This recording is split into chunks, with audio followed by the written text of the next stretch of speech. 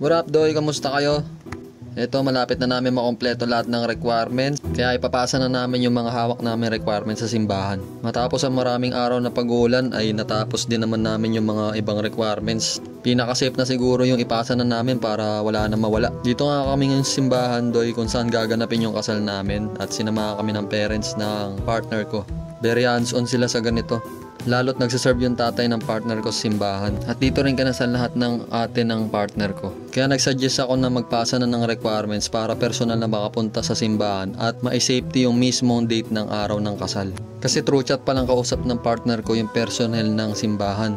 Baka mamaya hindi ma-safety yung mismong date. Pagdating nga simbahan ay tinanong kami kung nakapag-log na kami dito sa book nila. Sakto hindi pa. Dito naka-record lahat ng ikakasal. Buti na lang talaga naisipan na makapunta dito ng personal. Ang next naman ay pagkuha ng marriage band. Dito ina-address ka base sa parokya mo. Halimbawa yung tirahan mo, merong specific na parokya na nakatoka dyan. Tapos magpapasa kayo ng request para sa marriage band. Ganon din yung partner ko. Siya malapit dun sa simbahan na paggaganapan ng kasal namin. Kaya yun na mismo yung pagkukunan namin ng marriage band para sa kanya. Bali yung sa akin lang lumayo. Yung marriage band do yung pagpapatawag sa kasal. Kung saan tatawagin yung mga pangalan nyo. Babanggitin lahat yon pati yung address nyo. Para kung meron mang gustong tumutol, makakapagsabi na kagad dun sa mismong parokya kung saan tinawag yung pangalan. Kasi may mga ganong issue doy eh. Yung sa mismong araw ng kasal, yung mga sumisigaw ng itigil ng kasal, para ma-prevent yun, ginagawa tong marriage ban. Kumbaga anti-cloud chaser kasi to eh. Bali 3 linggo ulitin yung pagpapatawag doy. Sa parokya mo at parokya ng partner mo.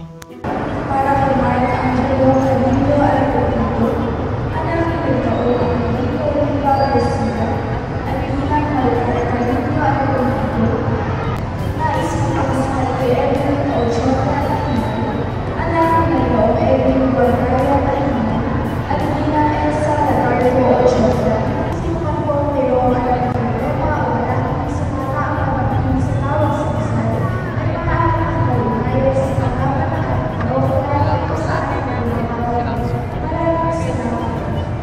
Pagkatapos nga namin ipasa yung mga requirements ay binigyan kami ng form kung saan fill upan namin ng information ng groom at saka bride. Basic info na lang to doy, pero dito nyo na ilalagay yung listahan ng mga ninong at ninang nyo. Ang paalala sa amin, dapat meron kaming solid 5 na ninong at ninang na talagang dadalo kasi pipirma sila dun sa marriage contract ninyo. Witness kasi yun doy, patunay na hindi nyo gawa-gawa lang yung kasal. Gusto ko sana siyang tulungan mag-fill up kaso gusto niya siya na lang magsulat eh.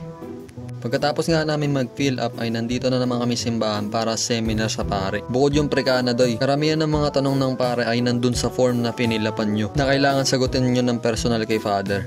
Yan dito kami lahat, kasama namin dito yung mga kasama namin sa prekana. Susuriin kasi kayo dito doy kung may bitaw ka ba talaga or nada. Turuan kita doy kung paano pangitiin yung EA. Miss, love ka daw na to. Diba mabisa? Huwag mo kasi susumbatan yung EA mo na hindi kasi nasa mga 0 days mo. Magtrabaho ka kasi.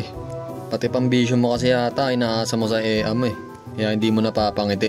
Pagkatapos nga ng meeting namin kay father ay nakuha na namin ng prekana certificate namin. Unti na lang doy, palapit na ng palapit.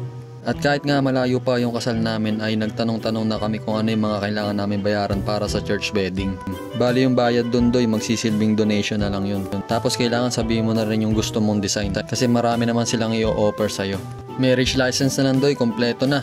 Sinuggest sa amin na ihuli yun dahil may expiration at kukunin yun sa City Hall. So paano ba yan doy? Hanggang sa muli natin pagkikita, paalam.